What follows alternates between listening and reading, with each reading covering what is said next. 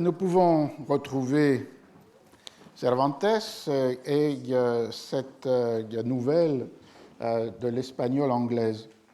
Comme je le disais, elle pose un problème de chronologie, comme le posait le père Sirismunda.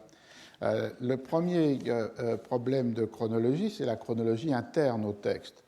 Le point de départ, c'est le sac de Cadix par les Espagnols. Je prends le premier paragraphe dans la traduction de Jean Canavaggio dans la Pléiade. Parmi les butins que les Anglais emportèrent de la ville de Cadix, Clotaldo, un gentilhomme anglais qui commandait une escadre, amena à Londres une enfant d'environ 7 ans, et ce, contre la volonté et à l'insu du comte de l'Este.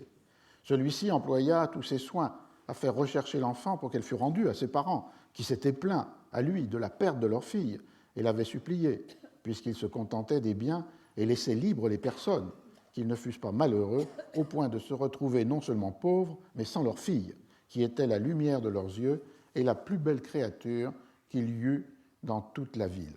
Alors, première discussion, c'est de savoir à quel événement historique Cervantes fait référence dans ce sac de Cadix. Vous voyez le comte de l'Est, L-E-S-T-E, interdisait la capture de personnes et évidemment seulement le sac des biens, la confiscation des biens. Il y a deux hypothèses, puisque d'un côté, cela peut renvoyer au sac réel de la ville de Cadix, qui a eu lieu en 1596, où là, les Anglais ont débarqué, sont entrés dans la ville et ont fait ces dommages qui sont là rapportés, avec un problème, puisque le chef de l'expédition de 1596 était le comte d'Essex, et non pas de ce Leicester qui peut passer pour une abréviation chez Cervantes de Leicester. Ou bien, non plus 1596, mais 1587, qui était 10 ans auparavant, une première arrivée des Anglais à Cadix, mais une bataille navale dans le port de Cadix sans sac de la ville. Et là, le nom de Leicester comme Leicester serait évidemment beaucoup plus proche. On a déjà cette première incertitude et elle pèse sur l'ensemble de la chronologie interne du texte parce que on a une certaine difficulté à ajuster les différentes dates et durées que Cervantes utilise dans ce texte. Comme vous l'avez entendu, cet enfant d'une beauté extrême, Isabella, a environ 7 ans lorsqu'elle est raptée par ce gentilhomme anglais, Clotaldo. Le texte indique rapidement ensuite que, ramenée en Angleterre, elle est élevée dans la famille de Clotaldo et qu'il y a là un fils qui s'appelle Ricaredo et qui lui est âgé de 12 ans. Et ces deux jeunes gens, au fil des années, tombent amoureux l'un de l'autre et Ricaredo promet, donc s'unit, je reviendrai sur ce point, s'unit avec Isabella, lorsque, dit le texte, lui, il a 20 ans et elle en a 14. Donc, par rapport au moment du rapt, une durée entre 7 et 8 ans. Donc, si l'on admet qu'il s'agit bien du sac de Cadix de 1596, la chronologie que déploie Cervantes nous amènerait 7 ou 8 ans plus tard, c'est-à-dire en 1603 ou 1604, ce qui fait un autre problème, puisque comme on va le voir, la reine d'Angleterre, Isabelle, reçoit Clotaldo, ses parents et la jeune Isabella, et qu'elle meurt au début de l'année 1603. Donc il y a une difficulté à faire coïncider ces deux chronologies, et si on remonte au sac, qui n'en était pas un, de 1587, on voit qu'à ce moment-là, le mariage a lieu en 1594-1595. Ce qui, évidemment, là rend possible la présence d'une reine Isabelle encore vivante. La conclusion de cela est le fait que, puisqu'il y a une autre indication à un moment donné où les parents d'Isabelle disent que ces événements tragiques, c'est-à-dire la destruction de leurs biens et la capture, le rapt de leur fille, ont eu lieu, voilà, bientôt 15 ans. Et donc, de nouveau, ça crée une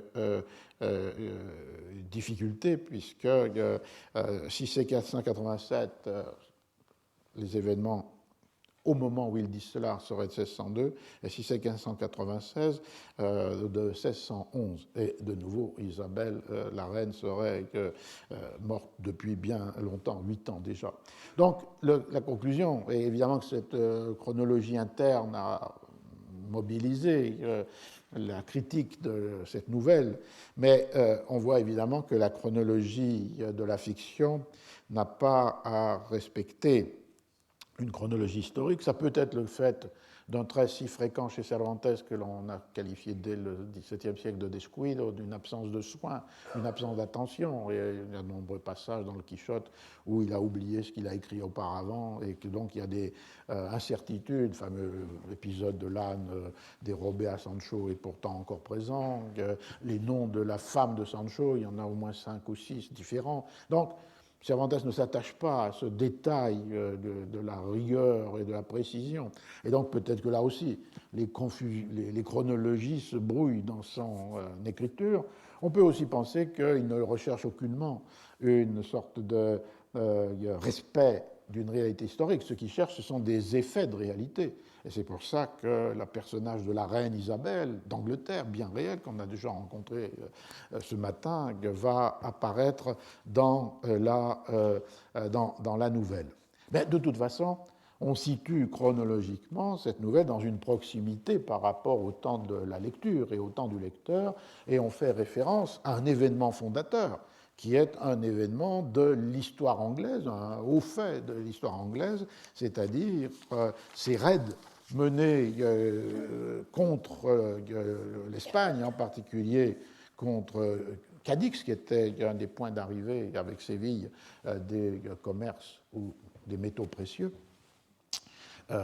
L'horizon de référence est donc bien celui-ci, c'est-à-dire celui des guerres entre l'Angleterre et l'Espagne, de la menace anglaise sur l'Espagne comme figure inversée de la menace espagnole sur l'Angleterre, soit avant l'armada de 1588, si on pense aux événements de la bataille navale de 1587, soit après la défaite de l'invincible supposément armada, ou supposément invincible armada, si on pense qu'il s'agit des événements bien réels du sac de la ville en 1596. Alors le problème se redouble ensuite sur la chronologie, non pas du texte, mais la chronologie interne au texte, mais la chronologie de la composition du texte. Et là, les hypothèses ont été multiples, il n'y a aucune trace absolument solide. On a pu penser soit que c'était un texte qui avait été commencé ou même rédigé assez tôt par Cervantes, 1590, peut-être même avant. Et à ce moment-là, on aurait comme une chronologie compatible entre la description de la cour d'Angleterre d'Isabelle et le moment de l'écriture par Cervantes. D'autres hypothèses ont plutôt été penchées en faveur d'une datation tardive après 1604 ou 1605, et dans un contexte où, évidemment, le rapprochement entre l'Angleterre et l'Espagne, la paix, pouvait influer sur la manière dont Cervantes va s'approprier la situation anglaise. Il ne s'agit pas d'une anglophilie à proprement parler, mais d'une relation plus pacifiée avec l'Angleterre. Donc on aurait ces deux moments, la paix de 1604-5 et la politique de 1613-15. Ce qui reste le plus fondamental, évidemment, dans cette lecture de la Española Inglesa, c'est la matrice qui peut être derrière et qui est commune avec le Persilès. C'est pour ça que très souvent on a rapproché la nouvelle de l'espagnol anglaise du Persilès comme une sorte de préfiguration. non pas par le rôle joué par l'Angleterre, mais par le type même d'écriture qui emprunte largement au roman byzantin, au roman hellénistique. Le grand roman de référence pour Cervantes, c'était les Éthiopiques d'Héliodore, c'est-à-dire de multiples épisodes, des batailles, des enlèvements, des captures, des reconnaissances, des empoisonnements, des coups de théâtre, des pèlerinages. Et on trouve tout ça dans l'espagnole anglaise. Et c'est là, cette référence-là qui fait de cette nouvelle comme un microcosme de ce que sera le macrocosme textuel du Persillès. En même temps, il y a des éléments qui peuvent être empruntés à des figures du roman de chevalerie et, on le verra, des éléments des traditions folkloriques, en particulier des contes. Alors l'Angleterre de la nouvelle est fondamentalement une Angleterre des catholiques. Et on retrouverait ici la discussion sur l'emploi des mots, puisque Christianos, dans le texte de Cervantes, renvoie non pas à chrétiens en général, mais aux católicos cristianos, les chrétiens catholiques, et finalement, il emploie toujours chrétiens pour désigner les catholiques. Et donc, la famille de Clotaldo est une famille de ces minorités des catholiques anglais qu'on a rencontrés, puisque certains d'entre eux pouvaient donner de l'argent ou envoyer leurs enfants à Saint-Omer ou à Valladolid. C'est-à-dire l'exercice secret d'une foi prohibée et l'exercice public de la religion de l'Église d'Angleterre. Très tôt dans le récit, une fois la capture d'Isabella faite, on la rencontre dans le sein de cette nouvelle famille. Un heureux sort voulut que tous les gens de la maison de Clotaldo fussent secrètement catholiques, bien qu'en public, ils parussent suivre l'opinion de leur reine, donc Isabelle. Clotaldo avait un fils appelé Ricaredo, âgé de 12 ans, que ses parents avaient instruit dans l'amour et la crainte de Dieu et dans une ferme adhésion aux vérités de la foi catholique. Catalina, la femme de Clotaldo, noble chrétienne et prudente dame, prit Isabelle en si vive affection qu'elle l'éleva, la choya et l'éduqua comme si elle avait été sa propre fille. Et l'enfant avait un naturel si heureux qu'elle apprenait aisément tout ce qu'on lui enseignait. Le temps et les caresses aidant, elle oublia celles que lui avaient faites ses véritables parents, mais non au point d'en perdre le souvenir et de laisser de soupirer souvent après eux. Et bien qu'elle apprit la langue anglaise, elle n'oublia pas pour autant l'espagnol, car Clotaldo avait soin de lui amener secrètement à la maison des Espagnols qui parlaient avec elle. Ainsi, sans oublier sa propre langue, comme on vient de le dire, elle parlait anglais comme si elle était née à Londres. Et donc on est dans un univers anglais très particulier, c'est-à-dire celui des catholiques de foi, et en même temps d'apparence suivant le protestantisme de l'Église d'Angleterre. Et sera redoublé sur une autre famille, qui est une famille écossaise, de la jeune fille qui avait été promise à Clotaldo avant qu'il y ait cet échange de serments entre lui et Isabella. On voit qu'il y a aussi un thème permanent dans cette nouvelle, du coup, qui découle de ça, c'est la crainte d'être découvert, la crainte d'être dénoncé. Donc cette scission entre une foi de croyance et les exercices religieux d'obligation entraîne cette permanente crainte. On le voit lors de la réception par la reine, parce que finalement les parents de Clotaldo ont accepté l'idée de mariage entre leur fils Ricaredo et Isabella, mais la reine n'est pas heureuse parce qu'on ne lui a pas demandé sa licencia, son autorisation. Et elle doit, pour les familles de la haute aristocratie, donner cet accord. Donc elle convoque au palais, Isabelle, les parents, Clotaldo, sa femme et Isabelle. Et du coup, la femme de Clotaldo, Catalina, est prise d'une grande inquiétude. « Malheur à nous, disait Dame Catalina, si jamais la reine apprend que j'ai élevé ses enfants à la catholica, à la catholique, et qu'elle en vient à déduire que nous sommes tous chrétiens, christianos, catholiques, dans cette maison. Car si la reine lui demande ce qu'elle a appris depuis 8 années, qu'elle est captive, que répondra-t-elle, la pauvrette, qui ne nous condamne si vif que soit son esprit? Ne soyez pas en peine de cette crainte, lui dit Isabella en entendant ces mots. J'ai foi dans le ciel. Sa divine miséricorde m'inspirera des paroles qui, non seulement ne vous condamneront point, mais auront au contraire l'effet le plus bénéfique. Il y a donc cette crainte, et en passant, on voit que jamais il ne désigne ceux qui ne sont pas christianos, qui ne sont pas catholiques, d'un quelconque terme, comme si le monopole de la christiandad, du cristiano, était identifié avec le catholique. Et c'est là où on trouve ce que je disais sur le cervantesme, enfin, au-delà de Cervantes, impliqué, présent dans les formes de dévotion de la réforme catholique. Cette crainte d'être découvert, cette crainte permanente qui fait vivre dans la peur, elle se retrouverait dans un épisode, il y en a nombreux dans cette nouvelle, pourtant brève, où la camarera mayor, la première camérière, la camérière de la reine, qui a un propre fils qui s'appelle Ernesto, et voudrait que ce soit avec Ernesto que se marie Isabella, parce que Ernesto est tombé amoureux d'Isabella.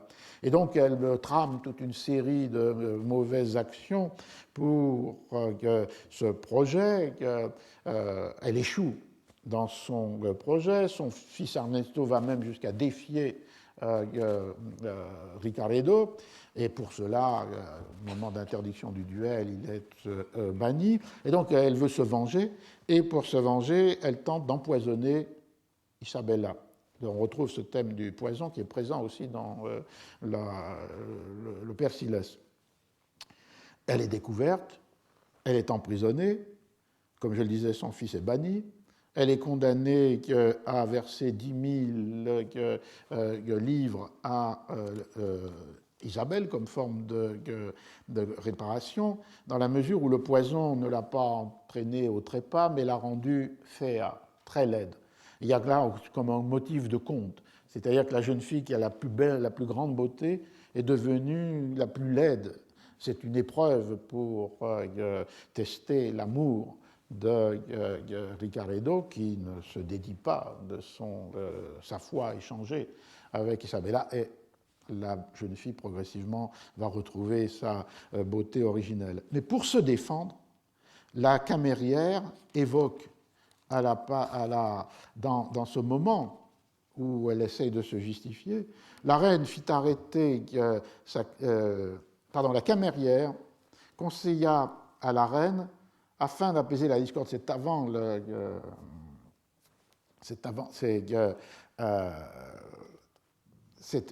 ici, après le moment où elle a été emprisonnée. La reine fit arrêter sa camérière et enfermer dans un étroit appartement du palais avec l'intention de la punir comme le méritait sa faute. Bien que celle-ci, la camérière, se disculpa en disant qu'en tuant Isabella, elle avait offert un sacrifice au ciel en retranchant une catholique de cette terre et avec elle la cause des querelles de son fils.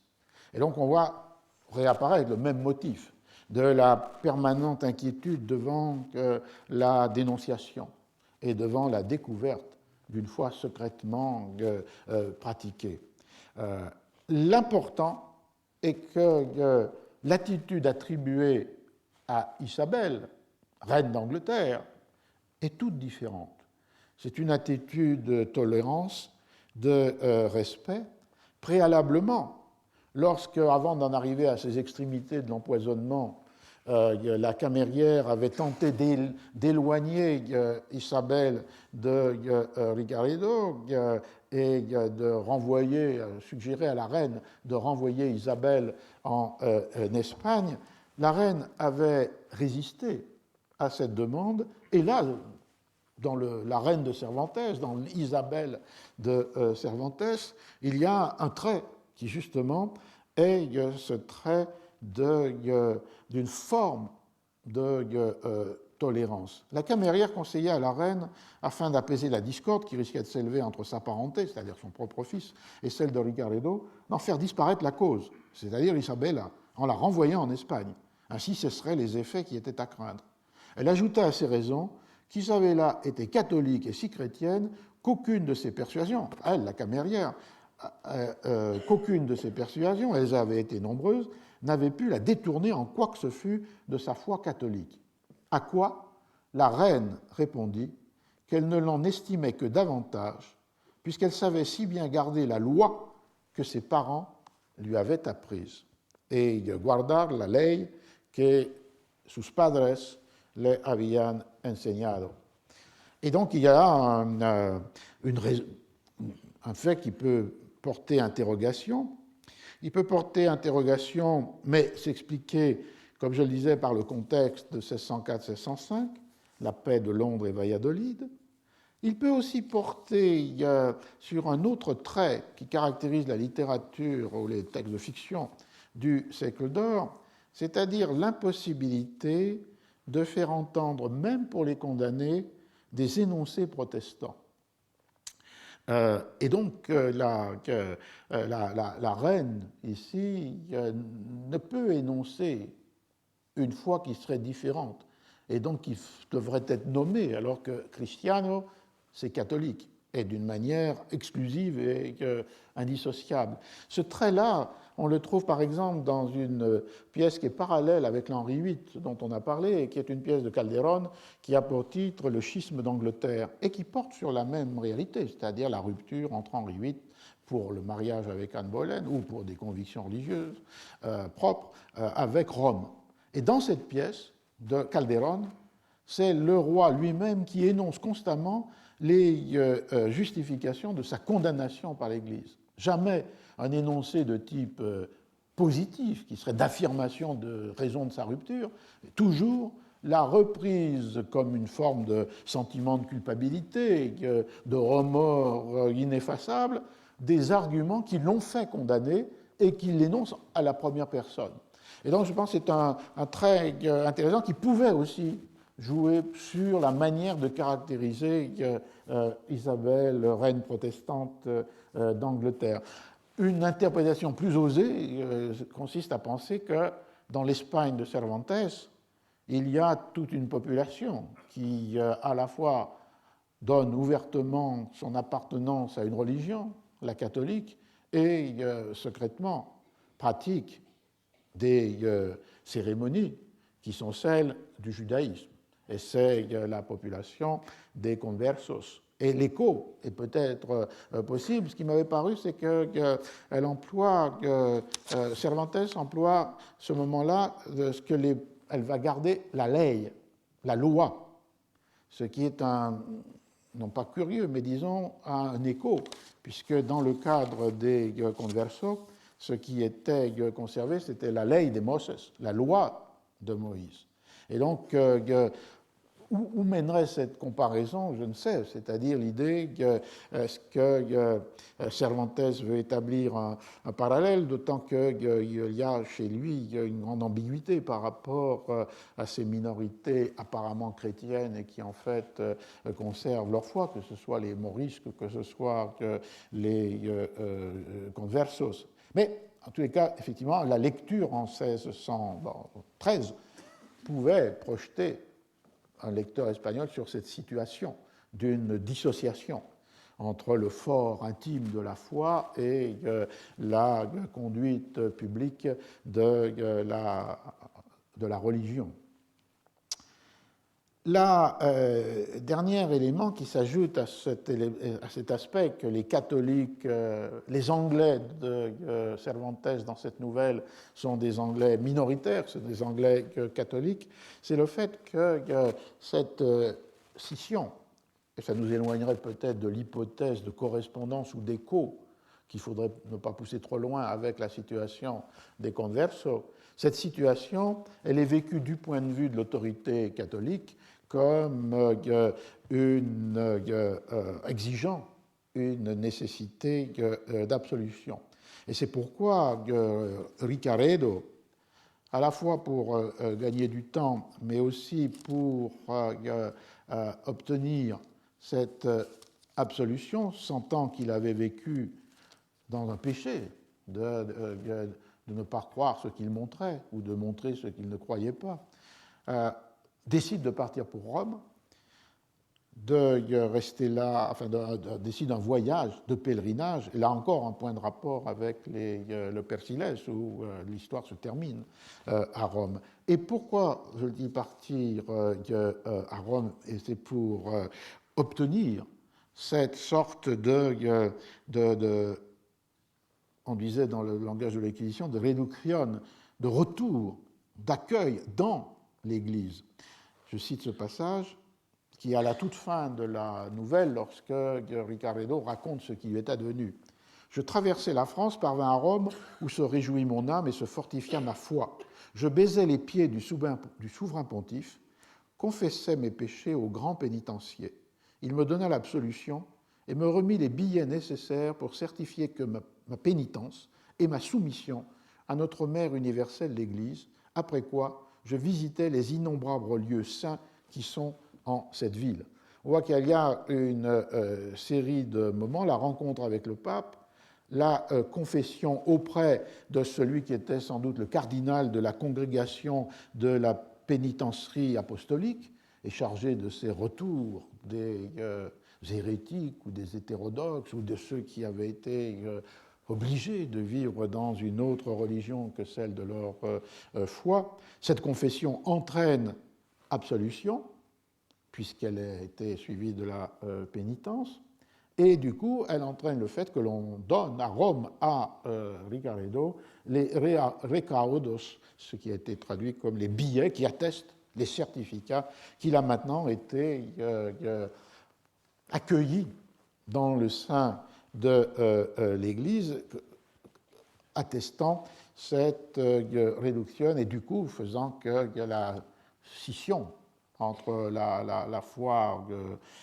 intérieure et le comportement extérieur se trouvait résolue. Donc on a cette première Angleterre de Cervantes, une Angleterre des cristianos, des catholiques. Cette Angleterre, elle est aussi une Angleterre espagnole, et vous l'avez peut-être entendu lorsque il est dit qu'Isabella, bien sûr, parle anglais comme une habitante de Londres, une native de Londres, mais qu'elle a toujours conservé la connaissance de la langue espagnole. Et un peu comme dans la nouvelle de Burgess, il y a dans cette nouvelle de Cervantes une permanente interrogation ou jeu avec les langues. Qui sera poussé à l'extrême dans le Persilès où, évidemment, en castillan, on parle polonais, portugais, espagnol, italien, anglais. C'est un roman de Babel, en quelque sorte. Là, c'est plutôt le rapport entre la reine et Isabella. Lorsque Isabella est amenée par les parents de Ricaredo pour que la reine donne sa licencia, accepte ce mariage, ce qui lui a un peu déplu qu'on ne lui ait pas demandé auparavant, la reine s'adresse à Isabella, qui a commencé à lui parler anglais, en disant « Parlez-moi en espagnol, jeune fille, je l'entends fort bien et y prendrai plaisir. » Et après donc qu'elle a donné son accord avec une condition, d'une part que Isabelle va être employée par la camérière principale dans la suite de la reine et que Ricaredo ne peut pas immédiatement passer à la cérémonie de mariage puisqu'il doit prouver qu'il mérite Isabella et qu'il doit faire une série d'exploits. Et à ce moment-là, après ce qu'a décidé la reine, Isabelle s'agenouille devant elle et lui dit en castillan. Donc elle rentre dans le jeu de la reine et lui parle en espagnol.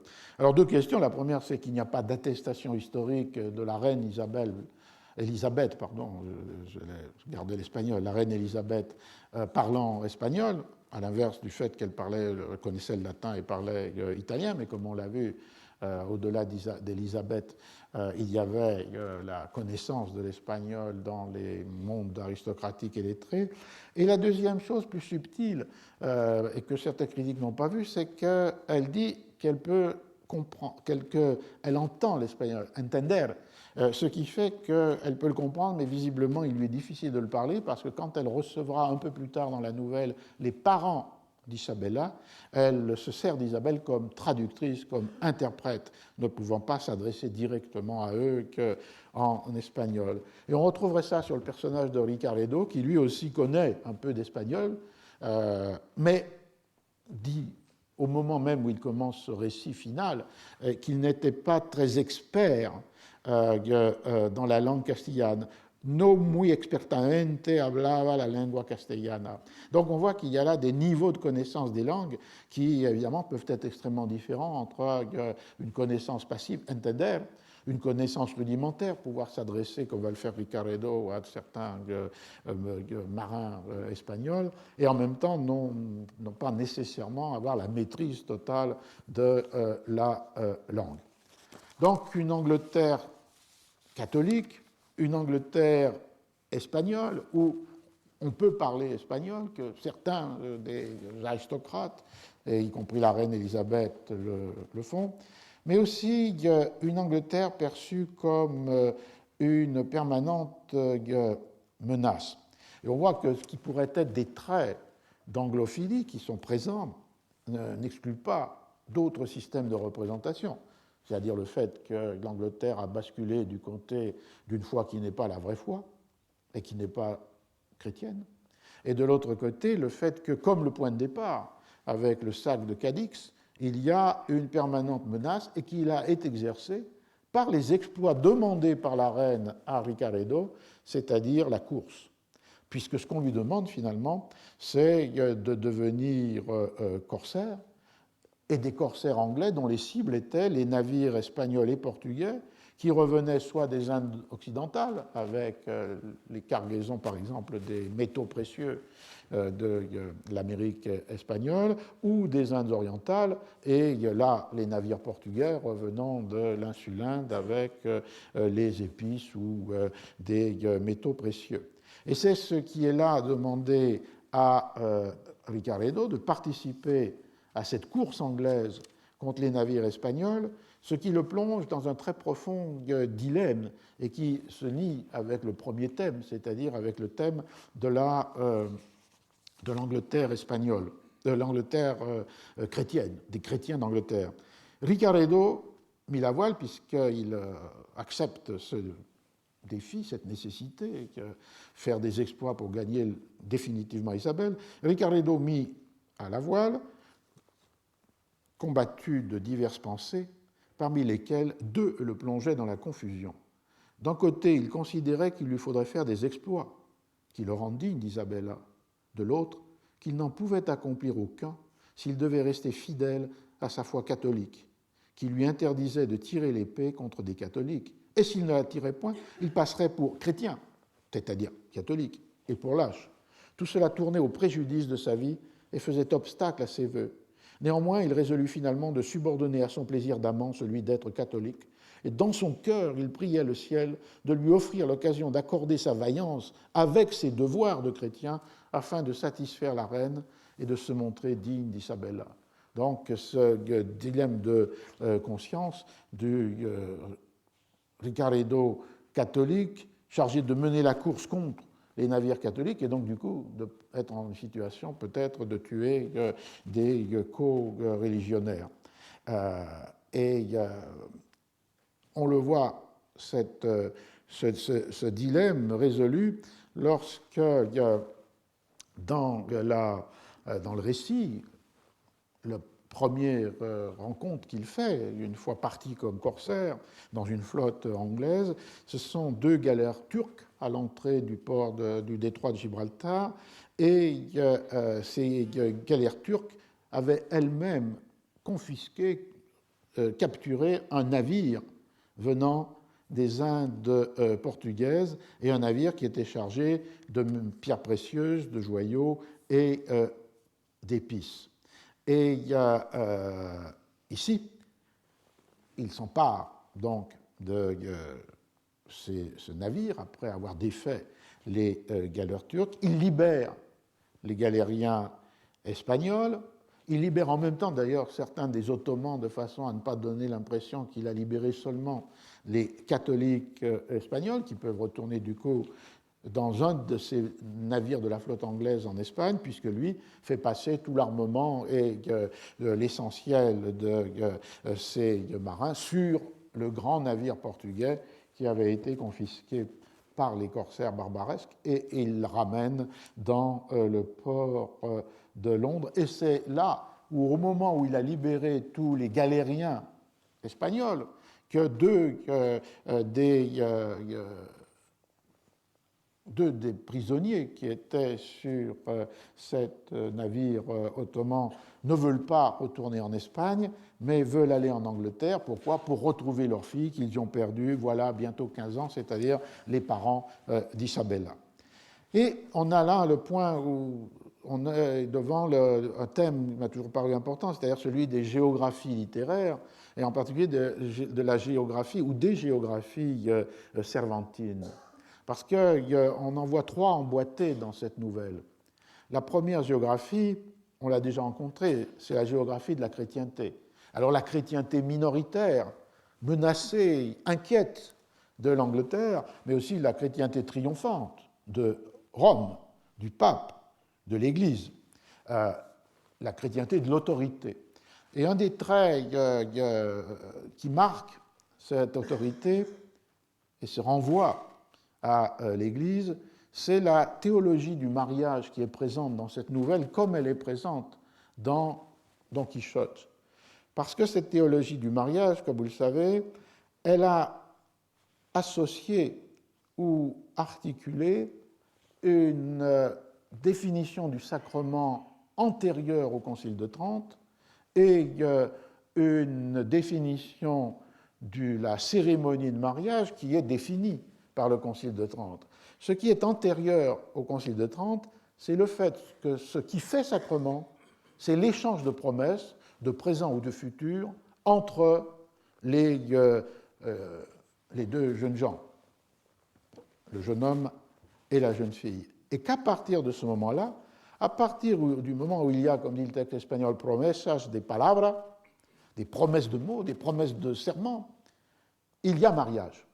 Et le sacrement est présent dans cet échange de promesses, indépendamment de la présence de quelques clercs que ce soit, ou de quelques cérémonies que ce soit. À partir de ce moment-là, il est considéré que les deux jeunes gens sont mari et femme.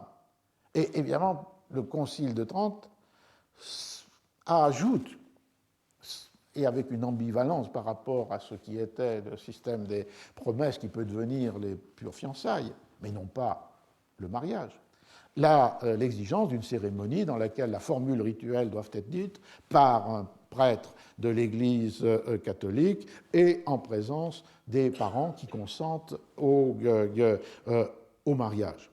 Et c'est ça qui fait la condition de l'union, du mariage proprement dit. Et dans le texte de Cervantes, il y a aussi bien dans le cas de Lucinda et Cardenio, Fernando et Dorothea, et ici Ricaredo et Isabella, les deux éléments. L'élément qui est l'élément du mariage par échange de promesses, et c'est très tôt dans la nouvelle lorsque Ricaredo déclare à Isabella « Si tu me donnes ta parole d'être à moi, moi je te donne à l'instant celle d'être à toi comme bon catholique et vrai chrétien. Car même si je n'arrive pas à jouir de toi, ce qui ne se pourra faire tant que je n'aurai pas eu la bénédiction de l'Église et de mes parents, la seule pensée que tu seras à moi, à coup sûr, suffira à me rendre la santé, il était tombé malade d'amour, et à me maintenir joyeux et content jusqu'à ce que je parvienne à l'heureux terme de mes désirs. » C'est donc que dans la perspective de Cervantes, l'autorité de l'Église est respectée dans la mesure où seulement la cérémonie, consentement des parents, formule rituelle, présence du prêtre, va permettre la consommation du mariage. Et le terme espagnol de jouir de toi, gozar. Alors que est préservée l'idée que même s'il n'y a pas eu consommation, l'échange de ces promesses de présent, de ces promesas de palabra, est suffisant pour les faire mari et femme l'un de l'autre. Et il y a là quelque chose qui, à la fois, respecte de l'autorité de l'Église et en même temps le jeu entre les deux formes de définition du sacrement, qu'on retrouverait d'ailleurs dans un texte très contemporain qui est le dictionnaire de Covarrubias, le Tesoro de la Lengua Española, Castellana o Española, dans lequel vous trouvez desposar, signifiant promettre et donner la parole. Et finalement, pour le mot esposa, esposo, desposo, desposa, ce qui a été donné par ceux qui se sont donnés une promesse de mariage, soit déprésenté, et à partir de ce moment-là, le sacrement est effectué immédiatement, ou des futuro, qui pouvaient permettre de réintroduire cette idée de la cérémonie ecclésiastique. Et c'est ce qu'on le retrouve à la fin de la nouvelle, puisque lorsque, après des épisodes nombreux, Ricaredo retrouve Isabella, la consommation du mariage pourra être possible, mais avant même la cérémonie religieuse, il est écrit dans le texte, les parents d'Isabella célébrèrent avec de grandes pleurs les fêtes des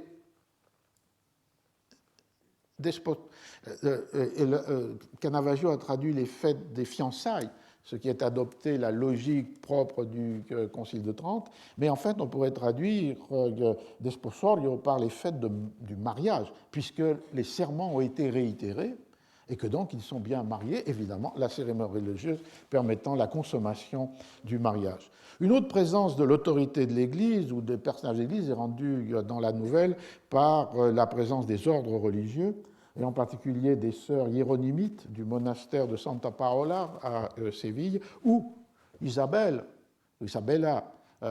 désespérée de ne pas voir Ricaredo de retour de son voyage et de son pèlerinage de pénitence à Rome, a décidé de devenir religieuse. Et en plus, elle a été renforcée par cela, par une fausse nouvelle de la mort supposée de Ricaredo. Et à ce moment-là, il est dit dans le texte « la muerte de su esposo », c'est-à-dire que pour Cervantes, l'échange de promesses fait mariage, même si, respectant une autorité ecclésiale établie par le Concile de Trente sur le mariage, la consommation de ce mariage, el gozar, ne peut être rendue possible que par la cérémonie ecclésiastique. Et Isabella a décidé donc de devenir une de ces religieuses de ce monastère, où l'on a pu noter dans le monastère réel la présence de nombreuses parentes de Cervantes lui-même. Et au moment même où elle entre pour devenir religieuse, Ricaredo réapparaît, ce qui va donc évidemment interrompre cette cérémonie d'entrée des vœux, et ce qui va du coup permettre la réitération de promesses de mariage et finalement la cérémonie de mariage. Ricaredo se fait reconnaître de la façon suivante. Je vais lire juste un très beau passage qui est celui de le moment où Isabella doit faire ses vœux.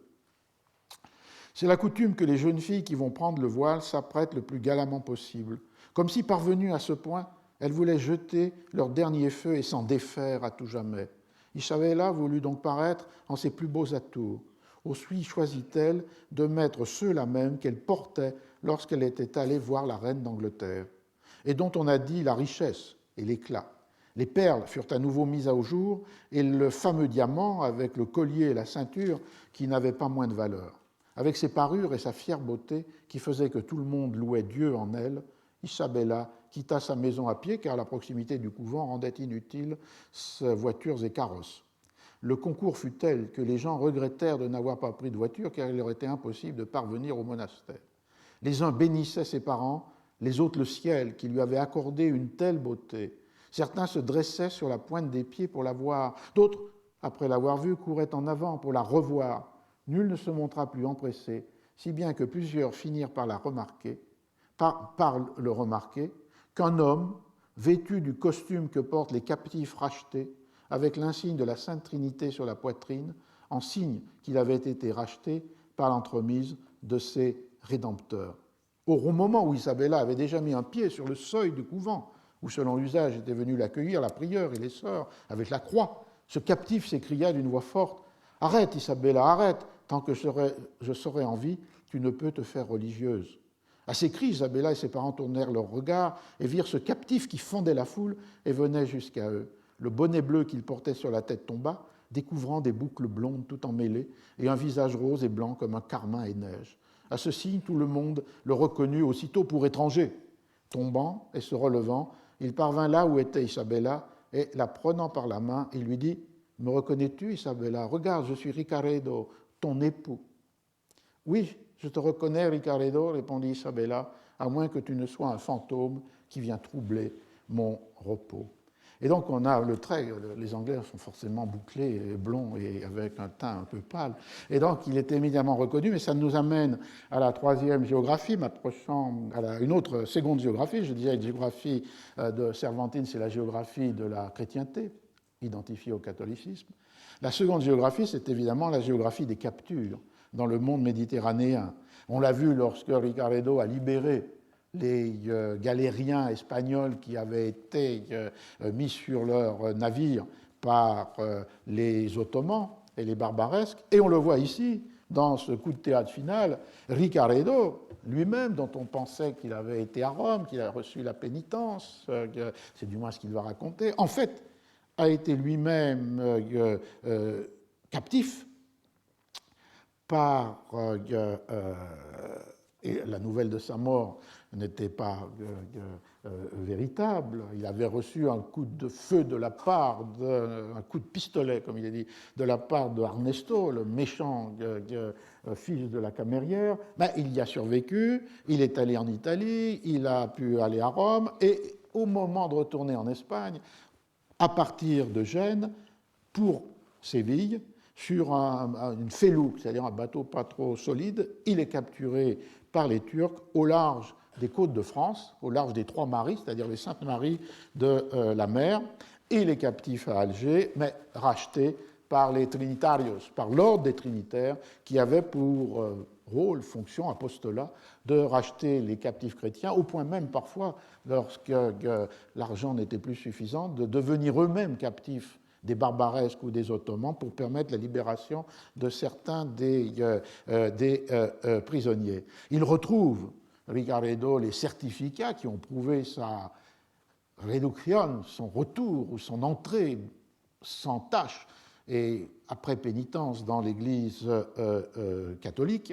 Et du coup, il peut être là, dans une fin heureuse de la nouvelle, l'époux d'Isabelle, dans les deux sens du mot, comme on l'a dit. Ce qui est intéressant, c'est la description de son rachat. On nous conduisit à Alger, où je trouvais les pères de la très sainte Trinité, donc les Trinitariens, dans leur œuvre de rédemption des captifs. Je leur parlais, je leur dis qui j'étais, et ému de charité, bien que je fusse étranger, ils me rachetèrent de la façon suivante. Ils donnèrent pour moi 300 ducats, dont 100 comptants, et les 200 autres lorsque le bateau des aumônes reviendrait racheter le père de la rédemption qui se trouvait à Alger, engagé pour 4000 ducats, car il en avait dépensé plus qu'il n'en avait apporté. En effet, telle est la générosité et la miséricorde auxquelles s'étend la charité de ses pères, qu'ils donnent leur liberté pour celle d'autrui et demeurent captifs pour racheter les captifs. Alors on voit là évidemment une géographie qui, en écho, comme par exemple dans le Quichotte avec le récit du captif évadé d'Alger, est comme un double décalé de Cervantes. Lui-même a été racheté à Alger par les Trinitaires, et donc du coup on voit qu'il y a là une forme de révérence, et il y a ce que j'ai lu qui traduit cette gratitude de Cervantes par rapport à cet ordre.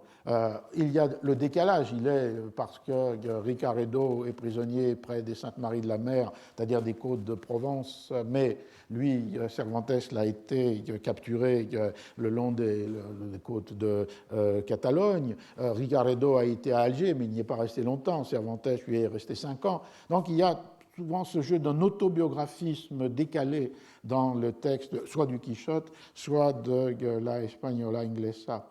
Et la dernière géographie qui est évoquée par ce retour de Ricaredo, qui va retrouver non seulement Isabella, mais qui va retrouver une partie de l'argent qu'il avait emporté avec lui et qui, par une lettre de change sur un banquier italien, lui est restitué lorsqu'il arrive à Séville par un correspondant florentin de ce banquier italien. Et on a été toujours très frappé de voir comment dans la troisième géographie chrétienne, géographie des captures et des rachats, géographie commerciale et financière, Cervantes, dans cette nouvelle, portait un soin très méticuleux à des transactions financières. Il est question plusieurs fois de cédulas, lettres de change, de cartas de aviso, de carta de crédito, c'est-à-dire il y a une géographie des échanges commerciaux, mais qui est d'abord une géographie financière. Et cela, ça commence lorsque la reine Isabelle, qui a condamné sa camérière à donner 10 000 écus à Isabella, organise le versement de ces 10 000 écus, puisque, et ici le texte est extrêmement précis et détaillé, je le cite, la reine fit mander un riche marchand français qui habitait Londres et avait des correspondants en France, en Italie et en Espagne.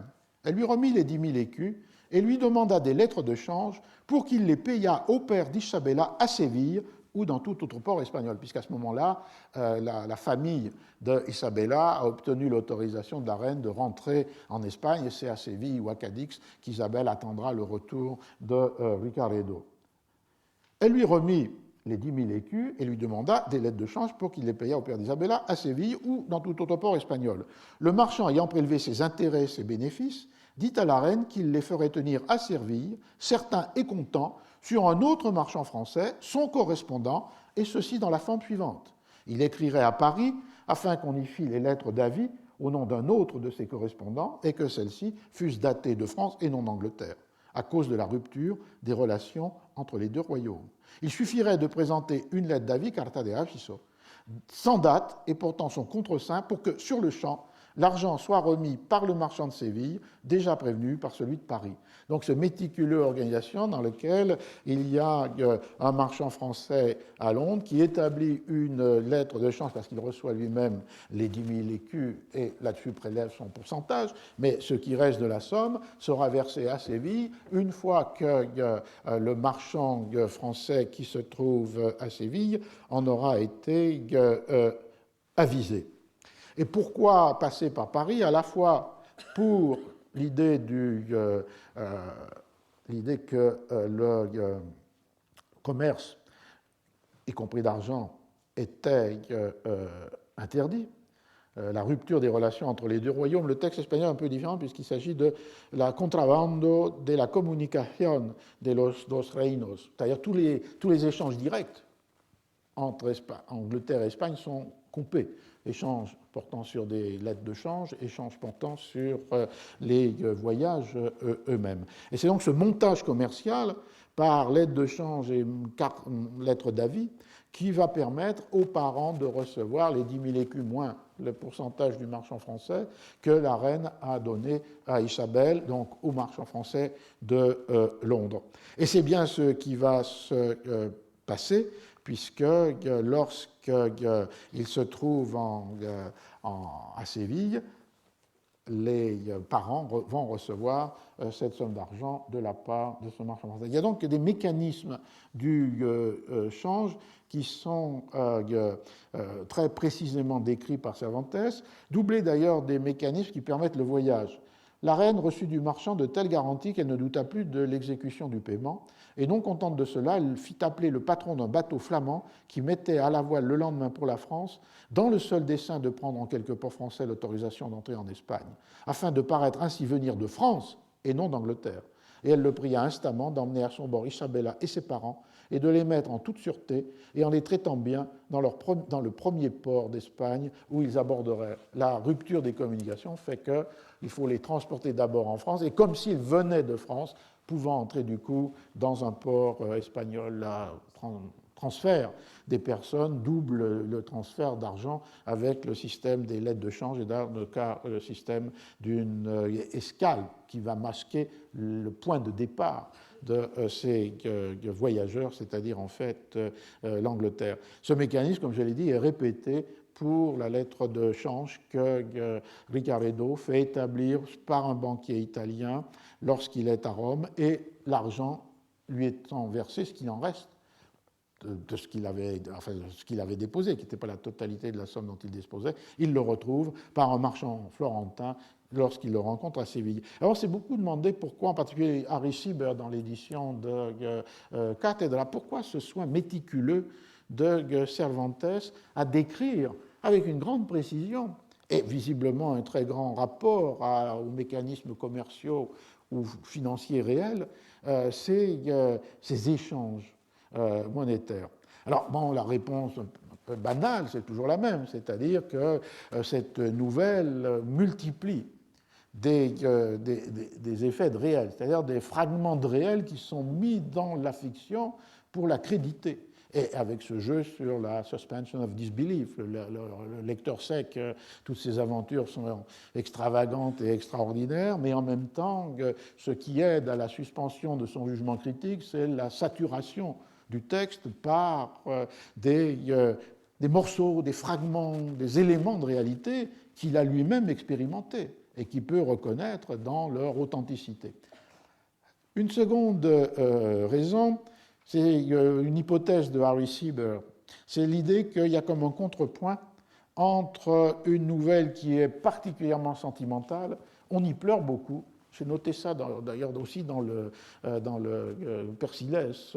On a l'habitude de lier les larmes avec la littérature du XVIIIe siècle, Richardson, Pamela, Clarissa, mais chez Cervantes, on pleure beaucoup. Et il y a une forme de sensibilité très, très extrême et qui se lie là avec une sorte de douceur des sentiments. Et le contrepoint de ce sentimentalisme des relations, il est donné par cette économie de l'amour, au sens que les unions, les alliances renvoient à cette capacité à disposer de ressources suffisantes pour les cimenter. C'est pourquoi les parents d'Isabella toujours se plaignent à la fois de la perte de leurs biens. Son père était un riche marchand à Cadix, dont tous les biens ont été détruits par les Anglais lors du sac, et la perte de leur fille. Et inversement, c'est au moment où Ricaredo retrouve l'une, il retrouve aussi l'autre l'une, Isabella, l'autre la fortune. Et un dernier élément pourrait être, on a retrouvé récemment des documents sur cela, une expérience propre de Cervantes. On a souvent parlé de cet autobiographisme décalé de Cervantes soldat et les expéditions en Italie qui lui ont donné connaissance du monde italien, des villes italiennes, de Cervantes à Lépante, où il s'honore d'avoir perdu la main gauche dans la plus grande bataille qui fut jamais entre les infidèles et les chrétiens, ou bien de ce Cervantes captif à Alger et de ses tentatives d'évasion, et donc du fait que Ricaredo ou le captif de Quichotte sont comme des doubles décalés. Mais il y a aussi un autre Cervantes social, si j'ose dire, ou réel, authentique, qui est ce qu'il fit entre 1587, puisqu'il a été racheté par les Trinitaires en 1585, après 5 ans de captivité, et la fin du siècle.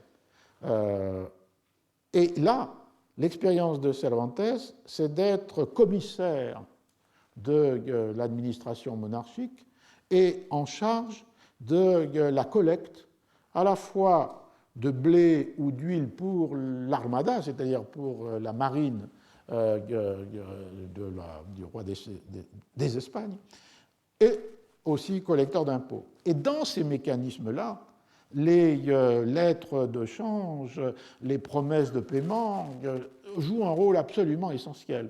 Un point d'ailleurs tel qu'il a été incarcéré brièvement par des dénonciations de communautés qui trouvaient qu'il abusait de son pouvoir de commissaire.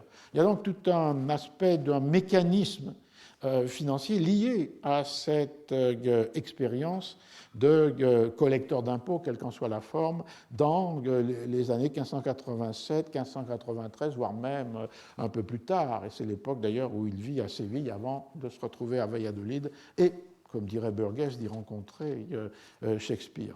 La conclusion de la nouvelle, qui sera aussi la conclusion du cours, est la suivante. Voilà par quel détour et quelle péripétie les parents d'Isabella recouvrèrent leur fille et restaurèrent leur fortune, et comment elle-même, favorisée du ciel et aidée de ses nombreuses vertus, put trouver, malgré tant d'obstacles, un aussi beau parti que Ricaredo. On pense qu'elle vit encore en sa compagnie dans la demeure qu'ils avaient louée en face de Santa Paola et qu'ils achetèrent ensuite aux héritiers d'un gentilhomme de Burgos nommé Hernando de Cifuentes. Donc ici, au corps, à la toute fin du texte, l'accumulation des faits réels, d'autant plus qu'on a pu identifier que le propriétaire de cette maison n'était pas Hernando de Cifuentes. Donc l'effet de réel peut aussi passer par un écart à la réalité. Mais on voit ici le décalage entre le lecteur qui est, on lui dit qu'ils vivent encore heureux, on ne dit pas qu'ils ont beaucoup d'enfants, mais au moins qu'ils vivent heureux toujours dans cette maison. Et le dernier paragraphe, cette nouvelle pourrait bien nous enseigner tout ce que peuvent la vertu et la beauté, car elles suffisent ensemble et séparément à attendrir jusqu'aux ennemis, et comment de nos pires adversaires le ciel sait tirer nos meilleurs avantages. Peut-être qu'on peut se séparer en écoutant cette ultime leçon. Merci.